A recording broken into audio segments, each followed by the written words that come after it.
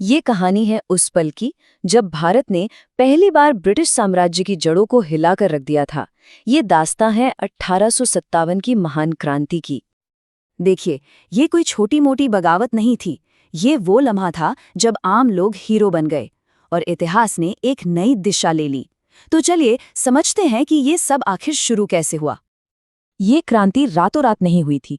इसके पीछे सालों का दबा हुआ गुस्सा, अन्याय और तकलीफें थी, जिसने पूरे भारत को आप कह सकते हैं एक सुलगते हुए ज्वालामुखी में बदल दिया था। मतलब कहने को तो ये एक ट्रेडिंग कंपनी थी जो व्यापार करने आई थी, लेकिन असल में ये व्यापार की आड़ में पूरे देश का शोषण कर रही थी। धीरे धीरे इसका शासन अत्याचार का ही दूसरा नाम बन गया। और इनके अत्याचार से समाज का कोई भी हिस्सा बचा नहीं था। किसान इतने भारी टैक्स के बोझ तले दबे थे कि उनकी कमर ही टूट गई थी। राजाओं को जबरदस्ती संधियों पर साइन करने के लिए मजबूर किया जा रहा था। व्यापारी बर्बाद हो रहे थे और भारतीय सैनिकों को हर रोज अपमान झेलना पड़ता था। अंग्रेजों का एक और बड़ा खतरनाक हथियार था डॉक्ट्रिन ऑफ लैप्स। ये एक बहुत ही चालाकी भरी पॉलिसी थी। इसके तहत अगर किसी राजा का अपना बेटा मतलब कोई पुरुष उत्तराधिकारी नहीं होता तो कंपनी सीधे उसकी रियासत पर कब्जा कर लेती थी।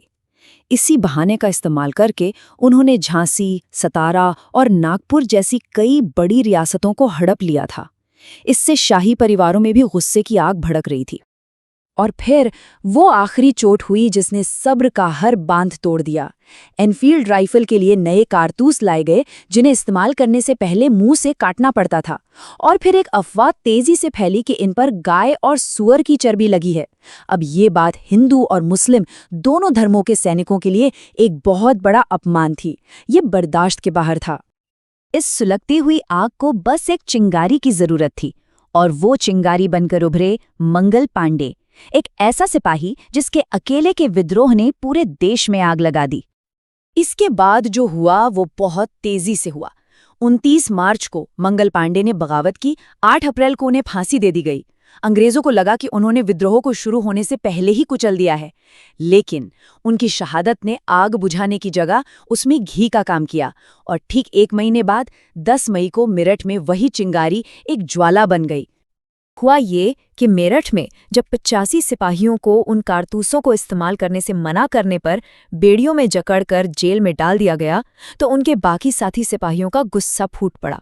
उन्होंने जेल पर ही धावा बोल दिया, अपने साथियों को आज़ाद कराया और अंग्रेजी हुकूमत के खिलाफ बगावत का बिगुल फूंक दिया। लेकिन ये विद्रोही सिपाही सिर्फ मेरठ में ही नहीं रुके, उनका प्लान बड़ा था। वे पूरी रात मार्च करते हुए दिल्ली पहुंचे और वहां उन्होंने एक बहुत बड़ा कदम उठाया। उन्होंने बूढ़े मुगल बादशाह बहादुर शाह जफर को इस पूरी क्रांति का नेता घोषित कर दिया। अब ये सिर्फ एक सैनिक विद्रोह नहीं था, ये आज़ादी की एक जंग बन चुका था। जैसे ही दिल्ली पर विद्रोहियों के कब्जे की खबर फैली, ये विद्रोह की आग जंगल की आग की तरह पूरे उत्तर भारत में फैल गई। विद्रोह की ये आग बहुत तेजी से फैली। दिल्ली से लेकर कानपुर, झांसी, अवध यानी लखनऊ, बरेली, ग्वालियर और बिहार तक हर बड़े शहर, हर बड़ी छावनी में लोग अंग्रेजों के खिलाफ उठ खड़े हुए। अब ये कोई एक जगह का विद्रोह नहीं रहा, बल्कि एक राष्ट्रव्यापी संघर्ष बन गया।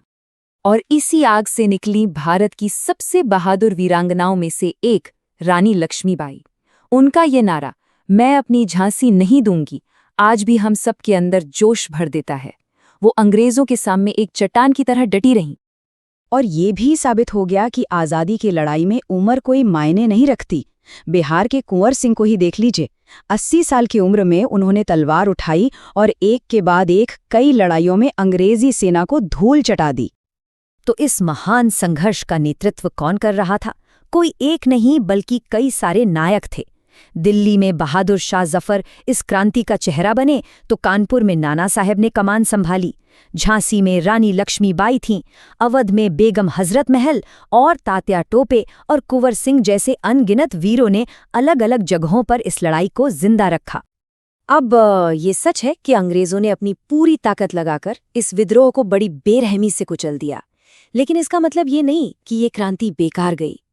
इसने भारत के भविष्य को हमेशा हमेशा के लिए बदल दिया। अंग्रेजों ने अपनी पूरी सैन्य ताकत झोंक दी, दिल्ली, झांसी, लखनऊ, एक एक करके सभी बड़े केंद्रों पर दोबारा कब्जा कर लिया गया। हमारे बहुत से महान नेता या तो शहीद हो गए या उन्हें पकड़ लिया गया, और 1858 आते आते इस क्रांति को सैन्य रूप से दबा दिया गया। तो इस सब का सबसे बड़ा, सबसे सीधा नतीजा क्या निकला? ईस्ट इंडिया कंपनी का राज भारत से हमेशा के लिए खत्म हो गया, और अब भारत पर सीधे ब्रिटिश क्राउन यानी इंग्लैंड की महारानी का शासन शुरू हो गया। ये भारतीय इतिहास में एक बहुत बड़ा टर्निंग पॉइंट था। इस क्रांति के परिणाम बहुत गहरे और दूर तक जाने वाले थे। सबसे बड़ा नतीजा तो था कंपनी राज का अंत और ब्रिटिश राज की शुरुआत। लेकिन शायद उससे भी ज्यादा जरूरी बात ये हुई कि पहली बार पूरे भारत के लोगों में एक साझा राष्ट्रीय पहचान की भावना पैदा हुई। यहीं से भारतीय राष्ट्रवाद की नींव पड़ी।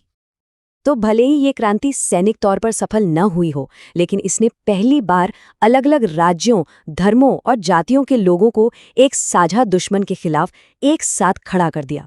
इसने आज़ादी की वो चिंगारी लगाई जो अगले 90 सालों तक जलती रही। 1857 के उन वीरों की कुर्बानियों ने ही आने वाली पीढ़ियों को रास्ता दिखाया।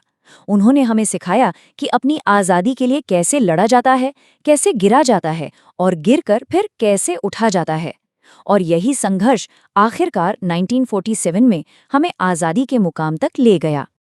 तो आखिर में ये सवाल हमारे सामने खड़ा होता है, क्या 1857 की क्रांति एक हारी हुई जंग थी, या फिर ये आज़ादी की मंजिल तक पहुंचने वाली उस लंबी सीढ़ी का पहला और सबसे ज़रूरी कदम था? ये एक ऐसा सवाल है जिसका जवाब इतिहास आज भी हमें सोचने पर मजबूर करता है।